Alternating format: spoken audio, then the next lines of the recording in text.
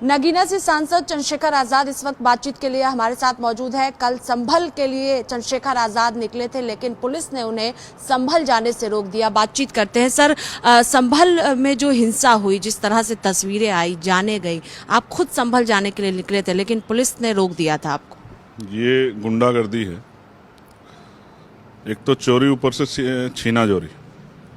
आप ये समझिए, जो संभल में हुआ, दुनिया का कोई आदमी उसको अच्छा नहीं कह सकता। और ये जितनी तेजी से हुआ, ये पूरा घटनाक्रम, ऐसा लगता है कि एक साजिश है जिससे माहौल खराब हो जाए।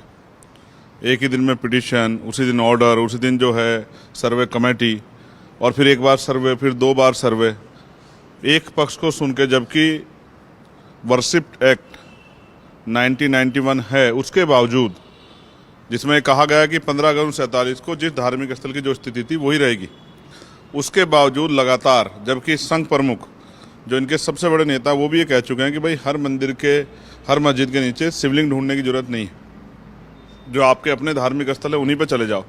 लेकिन ये जबरन जो है, कुछ लोग इस तरह का माहौल बनाना चाहते हैं जिससे बुनियादी चीज़ों से लोगों का ध्यान हट जाए। पुलिस की गोलियों से लोगों की जान गई है, जैसा परिवारों ने बताया। कल मैं जा रहा था उन परिवार से मिलने के लिए।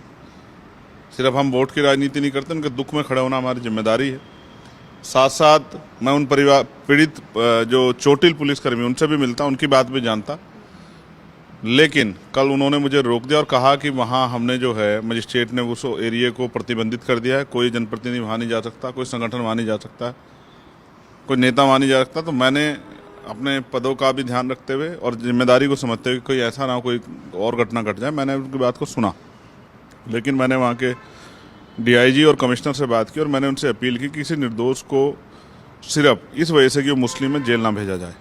पहले प्रॉपर जांच की जाए।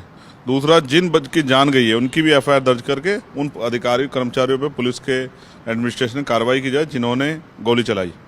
साथ साथ उन परिवारों को मुआवजा मिले। और ये जो मुझे जो लगता है पूरी कॉन्स्पिरेसी जो लूट की गई है, मैं पहले दिन से कह रहा हूँ, कुंदरकी में, मीरापुर में, गाजियाबाद में और अन्य सीटों पे, उस लूट को छिपाने के लिए सरकार ने ये साजिश रची है जिससे कि उससे लोगों का ध्यान हटे। लेकिन मैं फिर कह रहा हूँ, अब जब पार्लियामेंट का सेशन चलेगा तो हम सरकार को छोड़ने वाले नहीं। लोकतंत्र को, अस्मिता को जिस तरह लूटने का काम उत्तर प्रदेश में हुआ, उसका जवाब भी सरकार को देना पड़े। सरकार के कई मंत्री हैं सर, उनका कहना है कि विपक्षी पार्टियां उत्तर प्रदेश में माहौल खराब करना चाहती है, यही वजह है कि संभल के मामले को लेकर आप लोग राजनीति कर रहे हैं। लोगों की जान गई है, लोगों की खून से होली खेली गई है, तो लोगों को मरने के लिए छोड़ दिया जाए। पुलिस के कर्मचारी सरेआम गोलियां चला रहे हैं, तो पुलिस को छूट दे दी जाए कि वो लोगों की जान लें। क्या गोलियों से न्याय करेगी सरकार? किसने परमिशन दी गोली चलाने की? कोई मजिस्ट्रेट ऑर्डर है? कैसे गोली चलाई गई? गोली अगर सिर्फ लोगों को रोकना जो है लक्ष्य था, तो पैरों में क्यों नहीं लगी? सीने में कैसे गोली लगी? ये जो सीधी सर में गोली मारी जा रही है, ये एक भय का माहौल बनाने की कोशिश की जा रही है, जबकि लोग भूल जाते हैं कि देश को आज़ादी भी आंदोलन के जरिए मिली। आपको लगता है अभी तक जो जांच हुई है संभल मामले में, वो सही है, निष्पक्ष तरीके से जांच हो रही है? क्योंकि सांसदों की बात करें भारतीय जनता पार्टी की या सरकार के मंत्रियों की बात करते, लगातार कहा जा रहा है कि निष्पक्ष जांच किया जा रहा है और जो भी दोषी होगा उसे बख्शा नहीं जाएगा। कौन कर रहा है जांच? वही लोग जो धार्मिक नारे लगाते हुए जैसे चढ़ाई करने जाते हैं, इस तरह से गए थे जामा मस्जिद पे, वही लोग जांच कर रहे हैं। इसकी जांच तब होगी जब सीबीआई की निगरानी में और सुप्रीम कोर्ट के सिटिंग जज की निगरानी में, सीबीआई करेगी और सुप्रीम कोर्ट के सिटिंग जज की निगरानी में, तब जाके इसकी जांच होगी। तब दूध का दूध पानी का पानी। उसमें फिर आरोपी कोई हो, कोई पक्ष हो, फिर उस पर कार्रवाई होनी चाहिए कि माहौल नहीं बिगड़ना चाहिए। लेकिन जिस तरह से संविधान कुचला जा रहा है, वो भी किसी छिपा नहीं। आज हम लोग संविधान दिवस मना रहे हैं। क्या संविधान के जो मुख्य लक्ष्य थे कि कोई भूखा नहीं सोएगा, किसी को पीने के लिए पानी की दिक्कत नहीं होगी, किसी को बिना छत के नहीं सोना पड़ेगा, किसी को पहनने के लिए कपड़ों की परेशानी नहीं होगी, सबको सम्मान का जीवन मिलेगा, जाति के आधार पर हिंसा नहीं होगी, गैर बराबरी रहेगी, धार्मिक आधार पर के साथ गैर बराबरी, क्या ये आज देश में ये सब लक्ष्य प्राप्त कर लिए? 75 साल बाद हम तालियां बजा रहे हैं। आज भी लोग भूखे सो रहे हैं, बिना छत के सो रहे हैं, पीने को साफ पानी नहीं, पहनने को कपड़े नहीं है, रोजगार नहीं है, महंगाई ने कमर तोड़ दी है, पढ़ा लिखा नौजवान बेरोजगार घूम रहा है।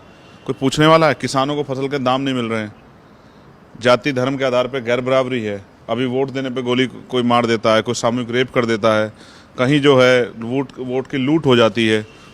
पुलिस वोट डालती है, पुलिस लाठियां बजाती है, बैरिकेडिंग लग जाती है, इसको आप लोकतंत्र कहते हैं? नहीं, ये लोकतंत्र नहीं है। संविधान की अस्मिता से खिलवाड़ की जा रही है और खिलवाड़ करने वाले लोग ध्यान रखें, हमेशा समय के जैसा नहीं रहता। आखिरी सवाल है कि शीतकालीन सत्र चूंकि चल रहा है तो क्या चंद्रशेखर आजाद संभल के मसले को आगे सदन के अंदर आपने कवर किया हो तो सबसे पहले पार्लियामेंट में हम ही लोगों ने संभल के विषय को उठाया, और संभल क्योंकि हम उत्तर प्रदेश से आते हैं, वहाँ के लोगों की जीवन रक्षा करना और वहाँ की सरकार जवाब मांगना हमारी जिम्मेदारी है।